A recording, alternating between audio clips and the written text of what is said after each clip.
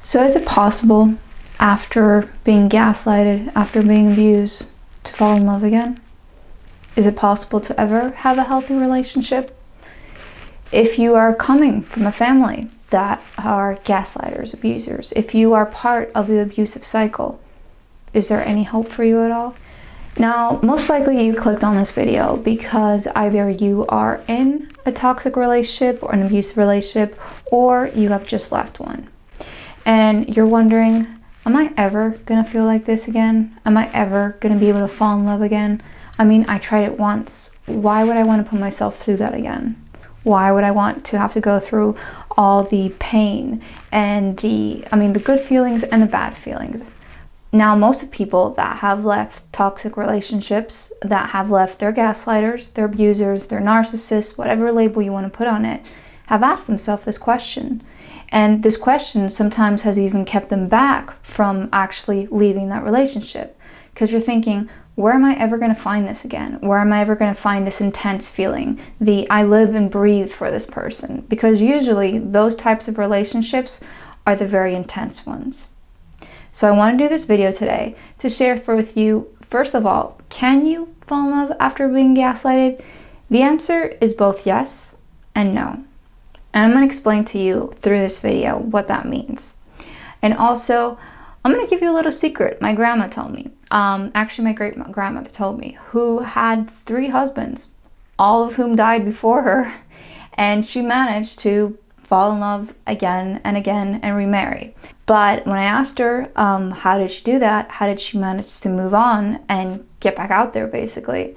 Well, this video is going to answer that. First of all, welcome back. If you are new to my channel, welcome to the G-Spot, aka the gaslighting spot. This is a safe place where we talk about gaslighting, the thoughts, the emotions, some common ground, because most of us believe that we're going through this alone, but we're not. And of course, sharing those experiences below in the comments. Now, if you have no idea who I am, my name is Olympia, and with my studies in cognitive neuroscience and art history, what I like to do, I like to dissect that pretty little brain of yours to see what makes you tick, but also what makes you talk. So make sure to help a girl out by smashing the subscribe button and ringing that bell for your weekly Thursday videos. And let's see how you can recover after someone has left the gaslight on.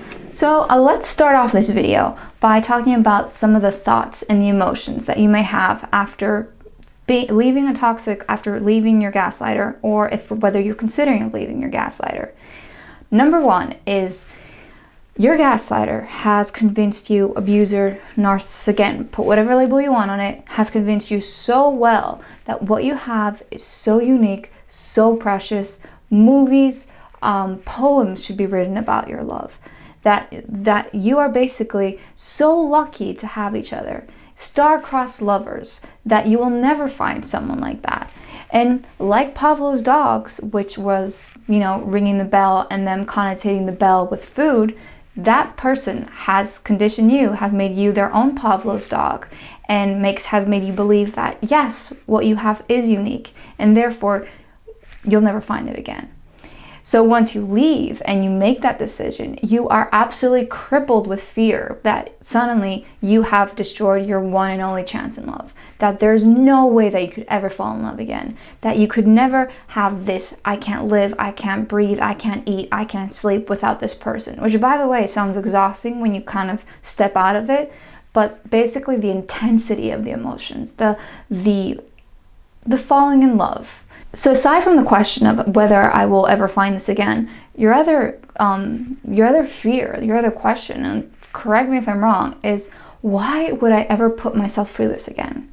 I mean, I did it. I went through the whole abuse. I went through all the crap and everything, and I came out on the other end, and I'm alive, and I'm survived, and why would I ever want to put myself in that situation again? How do I know the next person I'm going to want to be with won't turn out to be an abuser also? How will I know that I'm not going to lose myself and not become that person that I'm trying to fix now, trying to avoid this needy, dependent, all these labels, this codependent person on the abuser? How do I know that I'm not going to become that person?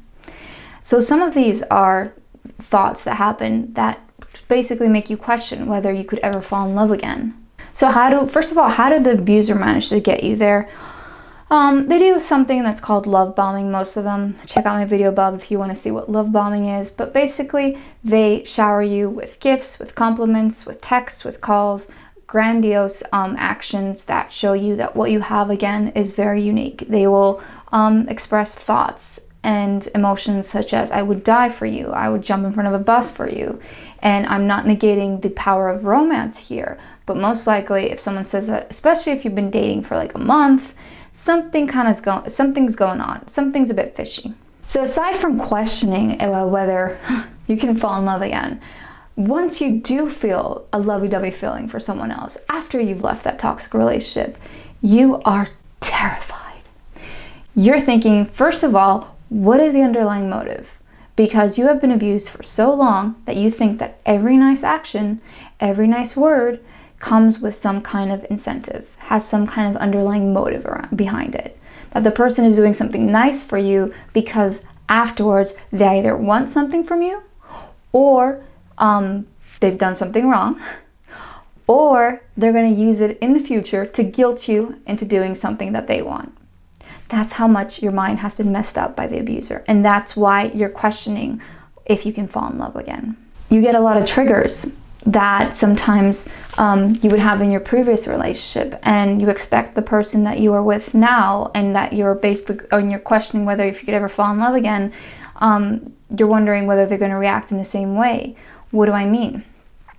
I was in a relationship, and every time I did something, I'm a huge klutz, and every time I did something like drop plates or almost fall on my face, hit my head somewhere, I don't know, like just basically being on type A classified klutz. Every time I would do something like that, the other person would get extremely mad at me, would scream, would yell, can't you watch where you're going? You're gonna hit yourself. Oh, now you dropped the plate, you embarrassed me, everyone saw that. And that was a trigger from that relationship. And suddenly I got into another relationship, and in the beginning I had a lot of triggers. And one of them was this instance that I'm explaining to you. So I had, for example, my AirPods, and I dropped them. This was like an amazing moment, by the way. I feel like I should have been videotaping this moment. So I managed to drop my AirPod the moment the bus stopped. The moment the bus doors opened, the AirPod slipped out, fell off the bus, and fell into like a pool of water, and the doors closed. So obviously I was scattered trying to grab the AirPod before the doors closed, and everyone on the bus started saying, hey, stop, let this girl like grab her AirPod or something. This was in London, by the way.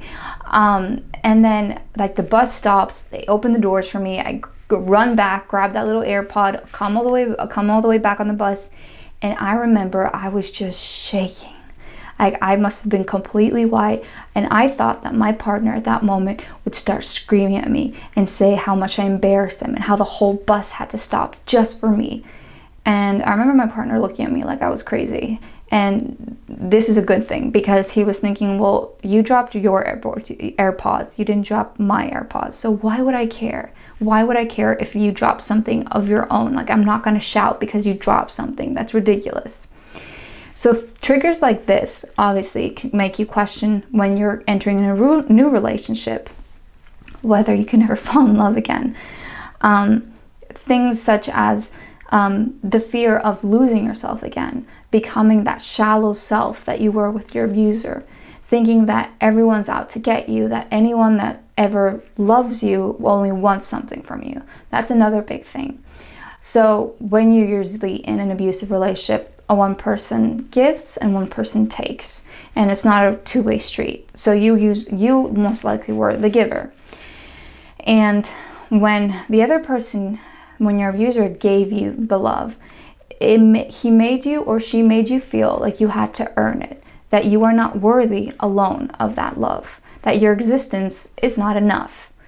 So you had to prove yourself. You had to do a nice deed. You had to cook their favorite meal, or take them out for dinner, or go out with their friends when you didn't really want to, or give them a massage, or something that would justify that, okay, now I can be loved. Now I can receive that love because I deserve it. I worked for it.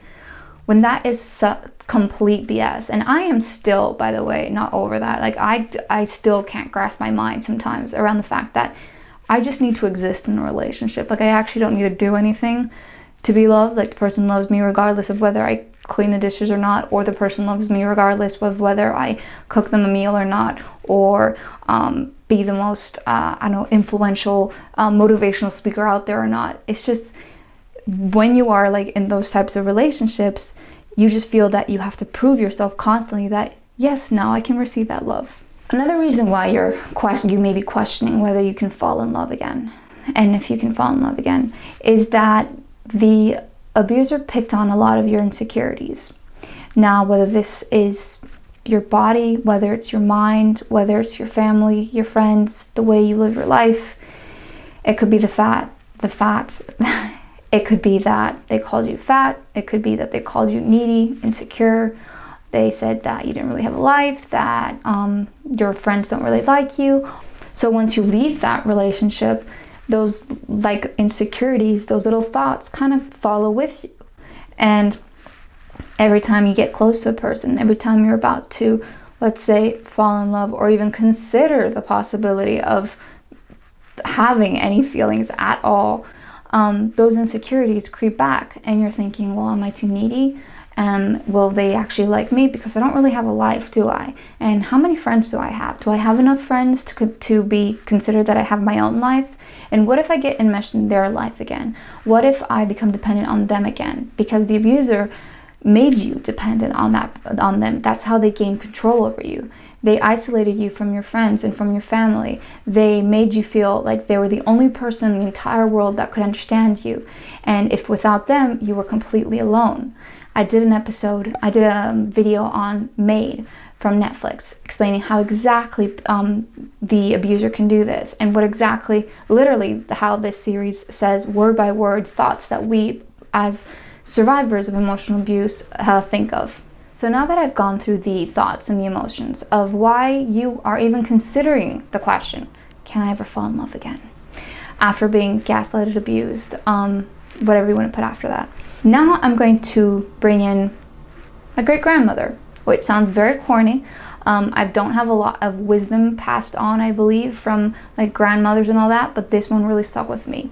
And the question, like I said in the beginning of the video, it was the whole, how do you fall in love with someone after they've died? How do you fall in love again? How do you put yourself out there? How do you put yourself after being abused? She had 3 husbands.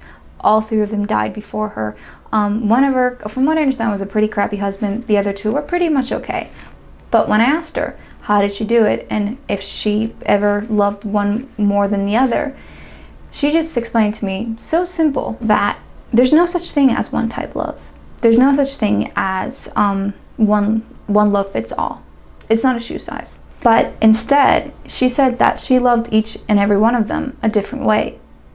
So if you're asking yourself this question, and if you've left a relationship, a toxic relationship, and you're thinking that you're never going to get that again, you're probably not going to get that again.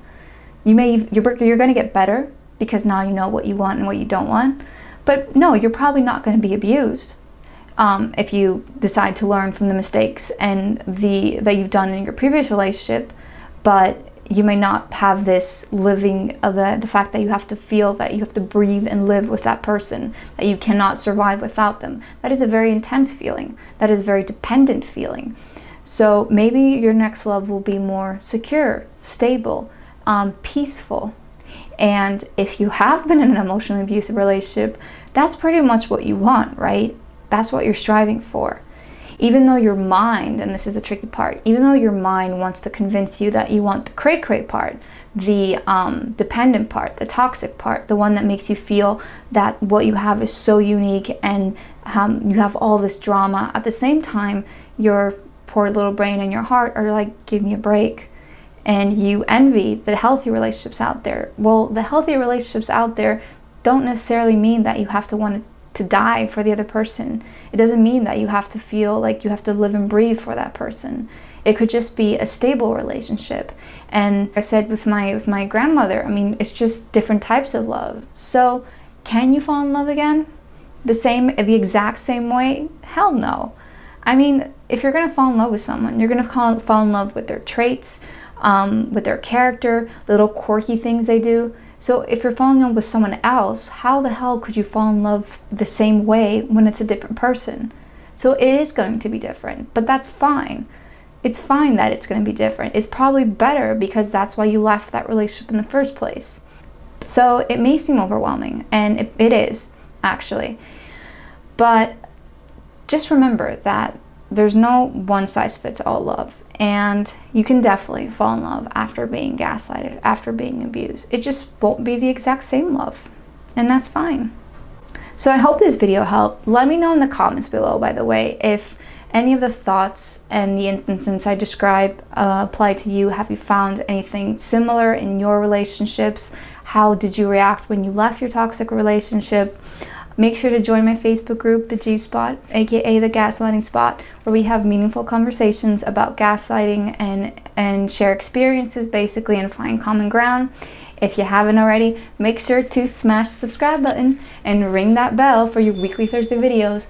And of course, share this video with anyone who's wondering if they can ever fall in love again after being gaslighted. And that's it, folks.